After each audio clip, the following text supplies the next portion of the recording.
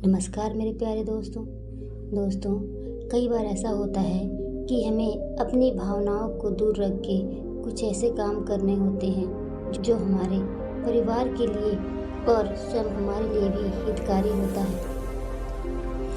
लेकिन उस काम में कुछ अनैतिकता ना हो।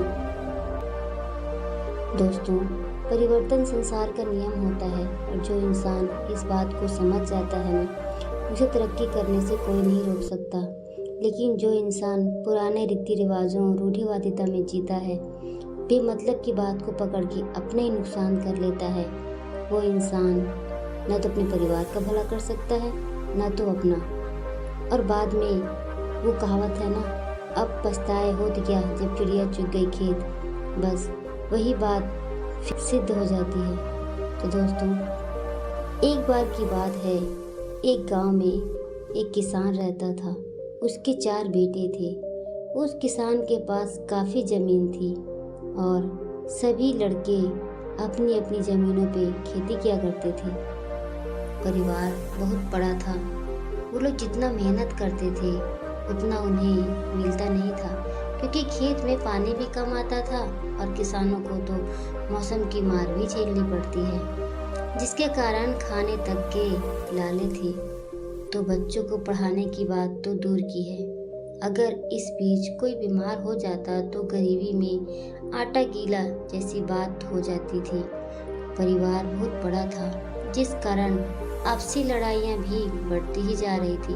वैचारिक मतभेद तो थे ही सभी में। सभी अपने अपने खेत के लिए अलग अलग कमाना चाहते थे, जिसे देखकर परिवार के मुखिया ने खेत को 4 बराबर हिस्सों में बांट दिया था और सभी भाइयों को अपने अपने परिवार की जिम्मेदारी सौंप दी, ताकि जिसे जो बेहतर लगे वो करे।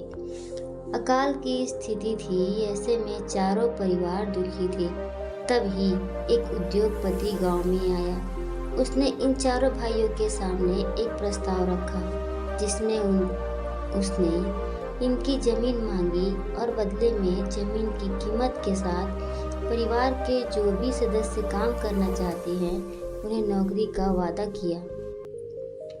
दूसरे दिन छोटे भाई ने सभी को विस्तार से सारी बातें बताई और कहा कि इस प्रस्ताव के लिए मैं तैयार हूँ, लेकिन बड़े दोनों भाइयों ने इनकार कर दिया। उन दोनों ने कहा, यह पुश्तैनी जमीन है, हमारी पूजनीय है, भूखे मर जाएंगे लेकिन हम जमीन नहीं बेचेंगे। छोटे भाई ने बहुत समझाया, लेकिन वे नहीं माने। कुछ दिन बाद ही उद्योगपति यह प्रस्ताव लेकर किसी अन्य खेत के मालिक के पास गया। उन लोगों ने विकट परिस्थितियां एवं बच्चों के भविष्य को देखते हुए प्रस्ताव स्वीकार कर लिया।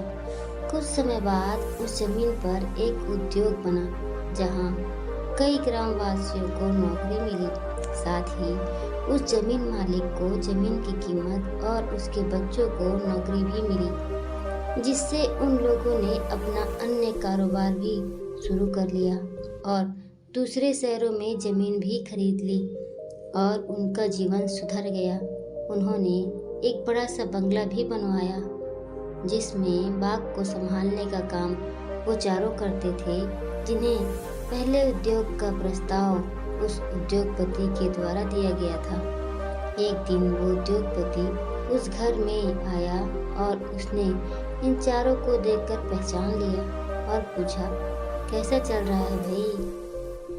तब सिर झुकाकर सभी ने कहा, साहूकार का कर्ज बढ़ गया था, जमीन तो हाथ से चली ही गई, अब बस मजदूरी करते हैं यहीं बगीचे में। उद्योगपति ने कहा, अगर आप मेरी बात मान लेते तो आपकी यह दशा नहीं होती और आपकी तरक्की भी होती। उस पर छोटे भाई ने करुण स्वर में कहा, अब पछताए होत क्या जब चिड़िया चुग गई खेत। दोस्तों, आपको ये कहानी कैसी लगी कमेंट बॉक्स में अपनी राय जरूर बताना। हमें परिस्थिति को ध्यान में रखकर ही अपने फैसले करने चाहिए, नहीं तो ये हमारे भविष्य के लिए घातक साबित हो सकता है। इसलिए जो भी करें बहुत सोच समझकर और सावधानी पूर्वक करें।